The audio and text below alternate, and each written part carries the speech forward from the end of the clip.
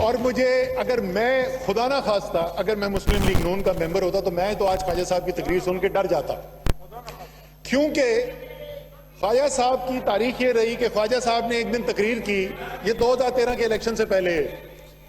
Sir जी हौसला पैदा करें, हमने बड़ी 1 घंटे बड़ी बातें सुनी है, हमारे लीडर हैं, बुजुर्ग हैं, से गौर से सुने, हर एक को मौका मिलेगा। और तमुल से ख्वाजा आसिफ साहब ने भी तकरीर की है, किसी ने नहीं कोई दरमियान में इंटरप्ट किया। आपसे भी मेरी तमाम से गुजारिश है कि जो भी चाहे अपोजिशन से चाहे हुकूमती बेंचों से कोई भी स्पीच करे आप तमुल से सुने। मेरे ख्याल में वो चाहते हैं कि सिर्फ मैं मुस्लिम लीग नून की ना बात करूं, थोड़ा मैं पीपल्स पार्टी की भी तारीख याद दिला दूंगा।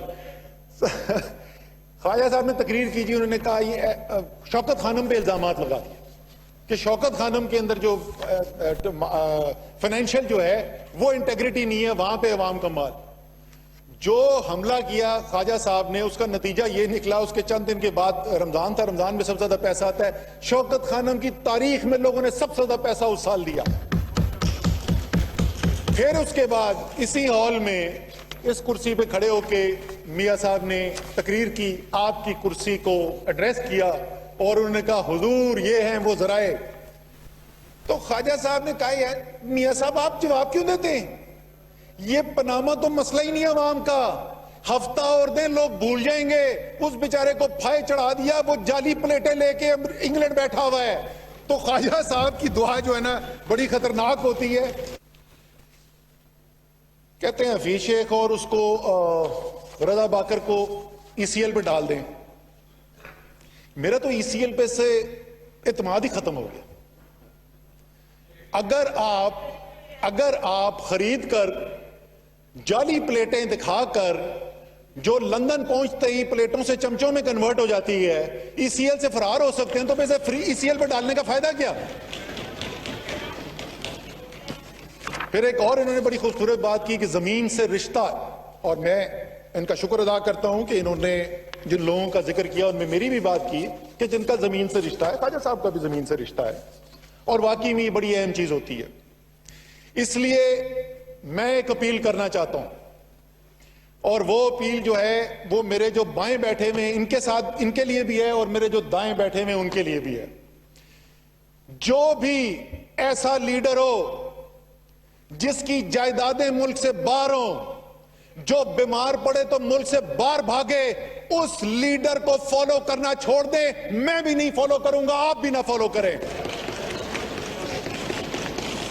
बहुत जरूरी, जमीन से रिश्ता बड़ा जरूरी है। दोहरा इंसाफ की बात की गई, दोहरे इंसाफ की बात की गई। वाकई में यह सवाल बड़ा वैलिड है। अगर दोहरा इंसाफ है तो बड़ा जुल्म है, तो नहीं होना चाहिए। अगर वही सुप्रीम कोर्ट इमरान खान को बुलाता है और उससे बोलता है कि यार तुम पब्लिक ऑफिस होल्डर तो कभी जिंदगी में नहीं रहे हो, ना तुम्हारी कोई बड़ी कंपनी है, ना तुम्हारे पास कोई बड़े बड़े अकाउंटेंट्स थे, लेकिन 8 महीने उससे सवाल पूछता रहता है, अच्छा ये बताओ जो तुम पैसा बाहर से पाकिस्तान लेके आए थे, पाकिस्तान से बाहर नहीं लेके गए थे, जो तुम बाहर से पाकिस्तान पैसा लेके आए थे वो कैसे लाए थे, किस अकाउंट से आया था, अच्छा तुम्हारे पास फ्लैट था कब खरीदा था, 1973 में, 1983 में खरीदा था, 1983 में कैसे खरीदा था, उसकी रसीदें ला के दो, अपने टैक्स रिटर्न बताओ। उस आदमी ने 8 महीने जवाब देता रहा। 8 महीने जवाब देने के बाद सुप्रीम कोर्ट ने कहा इमरान खान सादिक भी है, अमीन भी है।